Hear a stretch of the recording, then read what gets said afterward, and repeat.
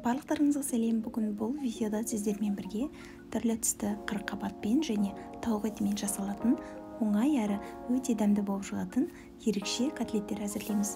Егер де каналымда жаңадан болсаңыз, міндетті түрде каналға тіркеліп, осы қоңырау батырмасын басып қойыңыз. Сол кезде менің жаңа видеоларым сіздерге ашылатын болады.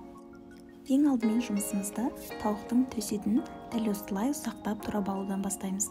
Міндетті түрде тауықтың төс еті болуы қажет. Және де бұл видеода мен бар болғаны 4 және 5 адамға арналған мөлшердегі котлеттің рецептісін жазып қалдырдым.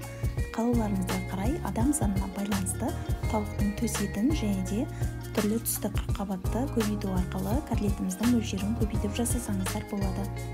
Түрлі түсті қырыққабаттарымызды ұсақтап турап алуымыз қажет. Бұл қырыққабаттарды менде ұсақталып тұрғанның себебі мен бір күн бұрын ерекше түрлі түсті қырыққабаттардан жасалатын, яғни пеште пісірілетін тағам әзірлеген болатынмын.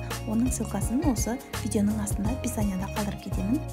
Сол тағамнан қалып қойған түрлі түсті қырыққабаттардың ұсақталған түрлерін алып, барлығын осылай котлет жасауға кірістім. Осылай қайнап тұрған суымызға тұз салып, қырыққабаттарымызды салып 4-5 минуттай қайнатып пісіріп аламыз. Ең маңыздысы, біздің қырыққабаттарымыз жұп-жұмсақ болып шығуы қажет. Бұл қырыққабаттар біздің котлетімізге ерекше дәм беретін болады. Міндетті түрде қосып жасап көруге кеңес беремін.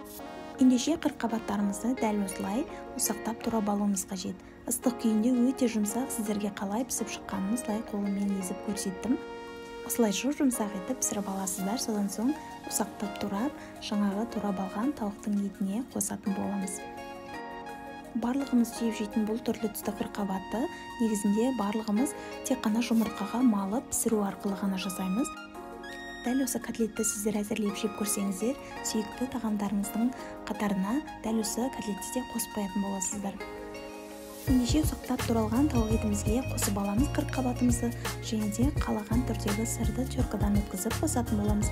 Осында сіздерге қалдырып кеттім суретін, міндетті түрде осы сырларды қосып жасасаңыздар болады. Өте дәмді болып шығатын болады. Менде үйде тағы да бір бөлшек сыр қалып қойған болатын. Сол сырды да қосып жібердім. Тағы сап-сары басқа бір зат қосты деп ойламаңыздар. Көбіне менде комментарияда солай жазып жатады. Неге айтпадыңыз деп. Осылай қалып қойған сырды қолданып қосып жібердім. Және де 2 жұмыртқаны шағып салдым. Тағы да майонез қосып жібереміз 2 ас қасықтай. Бұл біздің котлеттеріміздің жұмсақ болып шығатынына көмектеседі. Және де көкөністер, дәмінен қарай тұз, қара бұрыш және де паприка қосып жіберіңіздер. Бұл өз қалауларыңызға қарай. Сапалы паприка қолдансаңыздар, тағамның дәмін жаңағыдай бұзып жібермейді. Яғни бөлек бір түрлі дәмдер келіп қалмайды. Кейбір паприкалар қазір магазиндерде алып жататын паприкаларымыздың сапасы өте нашар. Сол себепті базарда арнайы стаканға салып беретін паприкаларды қолданыңыздар.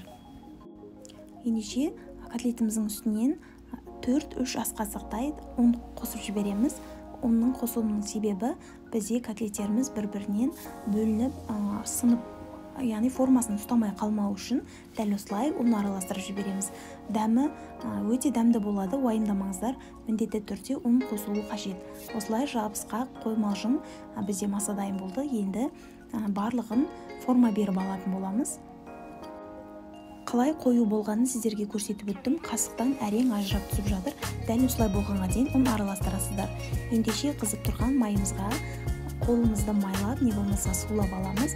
Котлеттерімізге форма беріп, қызып тұрған майымызға салып, екі жағын қызартырып, әрқайсы котлеттерімізді 10 минуттан қуырып аламыз.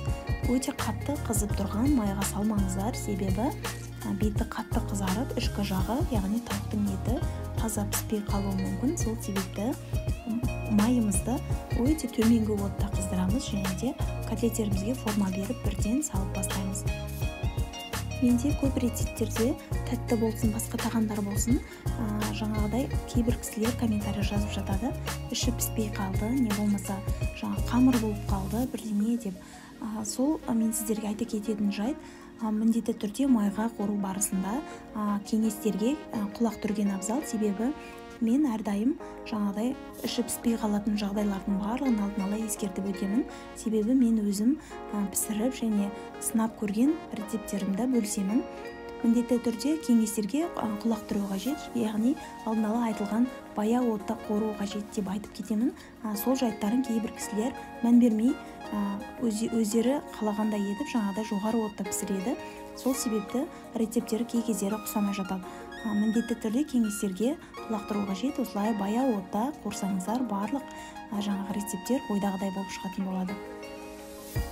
Гарнирге қалаған түрдегі күріш не болмаса гречка, пюре қолдансаңыздар болады. Мен гречкамен салатты ұсындым. Өздеріңіздің жаңағы идеяларыңызға байланысты әдемі етіп тәрелкеге тартып аласыздар және де дастарханымызға сәндеп ұсынатын боламыз. Сонымен біздің котлеттеріміз дайын. Жылдам әрі өте дәмді болып шығатын бұл котлеттерді жасап жақындарыңызды қуантыңыздар. Лайктарыңызды және төменде өз пікірлеріңізді аямай кетіңіздер.